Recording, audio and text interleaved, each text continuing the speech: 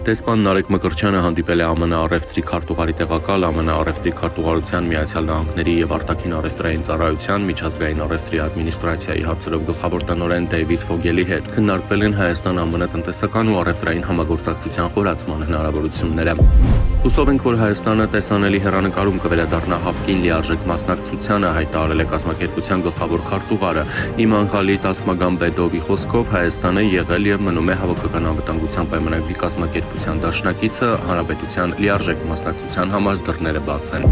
ԱՄՆ-ն դադարեցնում է Green Card-ի ծրագիրը, հայտարարել է ԱՄՆ ներքին անվտանգության քարտուղարը։ Նման որոշումը կայացվել է Բրաունի համալսարանում տեղի ունեցած կրակոցներից հետո, քանի որ պարզվել է, որ հրաձգության համար կասկածվողը երկիր է մուտք գործել այդ ծրագրի միջոցով։